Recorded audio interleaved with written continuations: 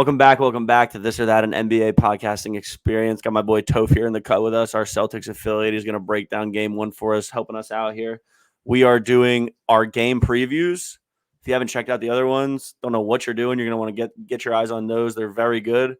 This is a Celtics Knicks home opener in the Garden. For the Knicks. Yeah, it's going to be a big game. ESPN, primetime, Wednesday. Obviously, it's not the first official game of the season, but it's the first, like when everyone's playing, it's the first game on ESPN. So it's definitely going to be a good one. A lot of obvious moves from the Celtics this offseason. But first, before we get into any of the stats from last year and everything, I just want to get Toph's feel on the Celtics right now. State of the Celtics. Well, I'm honestly very happy. I don't think it happened the way we envisioned, but I think it's a all or nothing type of deal, and I think we've been flirting with that on the edge for the last, I don't know, ever since Tatum's been in the league, basically. I feel like we've been making just some skimpy moves every single year, and I feel like we finally just made a little bit of a splash. So hopefully Kristaps and Jrue Holiday are both healthy and play a full season, and we'll see what happens there. that dude looks spectacular in that preseason game. Yeah, I mean, I think the fact that he's playing now with probably the two best players he's ever played with besides like Luka, and that's only one guy. Now that he's got two guys that can just basically take all the attention away from him, it's going to free him up for a lot of opportunities. Porzingis, I think it's going to be interesting because I always said last year how the Celtics kind of sold out to the three and ISO toward the end of the year when the going got tough. So I'm curious to see if they fully commit to that. And I just think they're better equipped to do that now if they wanted to. So I think it's not going to be as much of a hindrance as it was before. Yeah, I don't really think it's going to be like it was last year. I mean, I think now that Joe Mazzulla just has a full off season to just really take in everything he's got and what he can do, I think there will be a little bit more of another level to this offense other than just live or die by the three this year. And I think we just have more capability of doing that now with Kristaps and even Jrue Holiday, which that's a big thing because our biggest problem was not being able to close out games with the ball handler. And that's a huge factor for the end of the game, someone that can just distribute the ball like that. So 100%. we will. Most efficient play in basketball last year, Porzingis post up. Yeah. Fun fact. It's like points per touch. Yeah, like craziest stat probably of last season, to be honest to me. And he just doesn't miss. Yeah, I mean I don't remember the last time we've had a guy that can play like that at that position. Yeah, Cage potentially. He basically the way moving last fluent, and they were getting him different looks. It seemed like the three plays that I really liked were all with Jaylen Brown. That one that he got him on the back door on the right off the right wing, and he lobbed it over the top. And then there was one that got him on a back door from the corner, I think. And then I just think pick and rolls, it's going to be, and this isn't hate, TOT no hate, but it's going to be good for the ball to be out of Jaylen Brown's hands as much as possible. If you can get him in positions to score without him having to create on his own, fantastic. So, yeah, I mean, I understand. I think one of the things the Celtics should do a lot of this year, and we'll get into it more in the preview, but I think they have to run a lot more double ball screens. I think that could be really interesting with either Tatum or Horford and Porzingis, because then you can have one guy rolling who preferably probably Porzingis because Al can stretch the floor too. So I think that's going to be a really interesting kind of set they can go he's to. Getting up there though, dude. His knees are creaking when he puts his shoes on. Maybe 4 years ago they start that double big lineup and pull Derek White off the bench, but I think now they got to pull him off the bench, dude. Well, no, I know, but they're going to play minutes together. I know they looked scary last night. They got 12 minutes of reps last night up together. So, yeah, but all right, let's get into the stats from last year. Obviously, for the Celtics, these stats are amazing. Sheesh, what are you gonna do? Second in offensive and defensive rating, first in net rating. I mean, they looked like the best team all year, basically.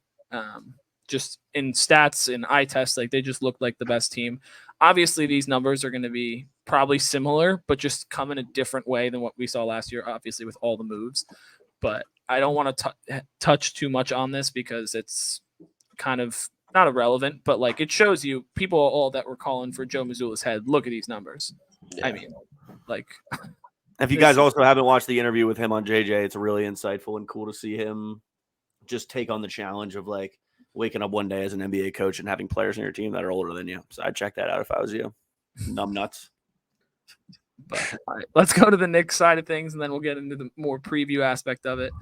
Knicks were tied for third in offensive rating with the Sixers at 117, 19th in defensive rating at 114, and net rating 2.8 at 7th. And then we got on the bottom there, Cavs, Hearts ripped out 1.0, first in the league. True. Actually 4-1 basically, but that was an ugly series. That's the topic for another day. But no, I mean, I think the Knicks are a team that's going to sit probably around these same kind of ratings this year. They didn't make any drastic moves. They added Dante DiVincenzo.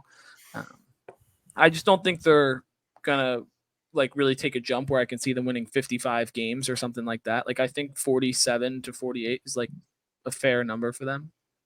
But Brunson All-Star? Yeah. Served it last year. I know. Just see him. I'm going to get temperature on stuff, Matt. I'm always checking your temps. As much as he pissed me off, but yeah, he's good. But all right, let's get more into the preview of the actual game. Obviously, these two teams are going to be wildly interesting to watch. One, because of all the Celtics additions and subtractions, but just how each team runs their offenses, defenses, everything like that. But I'll get Finn's take first. How do you think this game's going to go, and what's your prediction? I think it's going to be interesting to watch how the Celtics utilize Porzingis and utilize Al Horford and try and big them up a little bit. I mean, obviously, Mitchell Robinson, if our buddy Boss was on here, he would be defending Mitchell Robinson to the grave. But, I mean, I don't know how much love Mitchell Robinson's going to have getting swamped by two big, strong guys like that, especially the finesse out of Porzingis. I'm number one Julius Randle's a bum guy. I've been number one Julius Randle's a bum guy since the jump. Probably the worst superstar in New York in the last 10 years, Brooklyn or Knicks.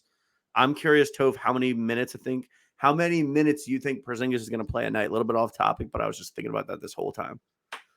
I would say anywhere around like 27 to 32. If you could get him on the floor for 32 minutes a game for 70 games a year, or 70 games this year, I think you might go 68-14. Yeah, I mean, I think he's going to have to play a lot of minutes because, I mean, like the only other guy I can think of that's on our team right now is Luke Cornett that can back up either Al Horford or Kristaps Porzingis. Is that jump guy? Yeah. That is jump guy. Sheesh, dude. Like, he's a fine, like, regular season guy, like, just to have as a rotation and give your guys some minutes. But, like, in the playoffs, like, I mean, Kristaps has to be healthy. Like, he's got to be able to play 30 minutes a game. I think it's going to be interesting to watch the duel, dude. I think it's going to be cool also to see like how they utilize Jaylen Brown, especially with smaller guards guarding both of them. Like, what the fuck is Josh Hart? Sorry. And Brunson, obviously kind of a nightmare matchup guarding guys like Drew, Jaylen Brown, and Jason Tatum. I think they'll do a lot of guard pick and rolls to get switches on like Josh Hart. Josh Hart's a good defender. I got no qualms with Josh Hart, but he can't do much against a 6'8" Tatum. Or, you know what I'm saying. He's good, but I think they're going to do a lot of switching on top and then maybe run a lot of actions through Porzingis in the high post, and we'll see how that plays out. Toph, what's your feel in the game? What's your prediction?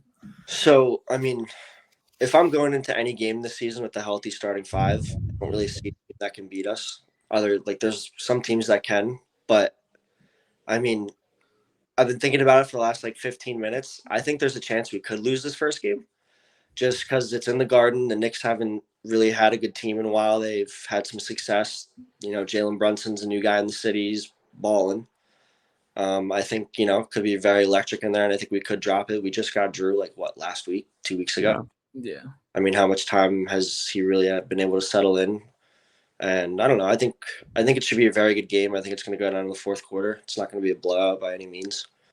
But, I mean, nothing on the Knicks scares me whatsoever. Jalen Brunson's really good, but I just see a decline from Julius Randle this year. I don't see him he's not getting any better. Agreed. So. Yeah. I mean, I feel like I want to lean Celtics in this game, but everything you're saying makes sense. I just think that the number one scoring threat for the Knicks is Jalen Brunson, and you have debatably the two best perimeter defenders in the league. I mean, so smothering them. It's going to be kind of tough for him to get to his spots. Obviously, the great ones do, and I think that Brunson's a great player, so I think he'll get to his spots. But I don't think he's going to have that 35-point game that we saw from him in the playoffs, or a game where he can Pairing really up the take DG sphincter a little bit. I think it's going to be a lot of Julius Randle if the Knicks are going to have to win this game. I think it's going to have to be a lot of good shooting from the Knicks, quite frankly. And I think kind of an underrated piece that no one's really talking about, when you have a lineup with Emmanuel Quickley and Brunson on the floor, I think there's not a Drew Holiday or a Derek White on the floor, I think you have to expose that matchup in one way or another. I know if you can't just do guard pick and rolls with both of them on the floor, because then they'll just switch it and you're still in hell. Yeah, but if you have one of them off the floor when Emmanuel Quickley comes in, I think that's going to be a matchup the Knicks have to kind of take advantage of. But I'm going to lean Celtics in this. I just think that they're a better team, but I wouldn't be shocked if the Knicks won it at all. I'll be the heel here. They win. I think they win by 20. I'll be the heel in this combo. I'll split the diff. Really? Okay. Celtics by 20. Yeah, and it pains me. It pains every bone in my body to say it. Makes my stomach hurt. It's also going to be very interesting to see Peyton Pritchard just getting that contract. He's going to have a pretty big role this year. So, I mean, the bench is going to be very interesting for the Celtics. I mean, I think the only other guard that we really have on our bench is, I honestly don't even think I know his first name. I know his last name is Banton. Yeah, Delano. Delano. And he's 6'7". Didn't Pritchard have a good preseason game? Yeah, I mean, he balled out. I mean, Lex, you know how I feel about my Oregon Duck. He's a baller. Yeah, you're a big Pritchard guy. But I mean, the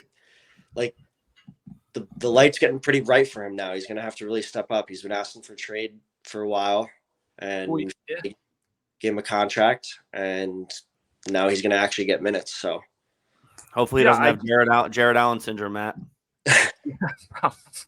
Any chance I get Toph, I'm always bringing that up. The best part is you like Jared Allen too. Like, I love Jared Allen. I love his game. That's the fro. Yeah, I mean, if he was still protecting the shield like he should be, I'd have no qualms with him. But what are you gonna do? Yeah, I just think that it's gonna be a great game. I think Peyton Pritchard. I thought it was a weird contract. Yeah, I just thought it was not I expected him to re-sign because I know he wanted to get a trade, but after the moves, I expected him to re-sign. I just didn't think a 4-year deal was really in the cards. I don't know why. It just felt like a long time for a guy that didn't get a ton of minutes. I mean, I think he really Pritchard. Yeah. I think he likes the Celtics. I just didn't think he liked the situation he was in. Yeah, and for sure. He just sees light at the end of the tunnel right now with the Celtics. And I mean, who wouldn't want to maybe get a free chip? Smart taking a lot of his burn, or was. Yeah.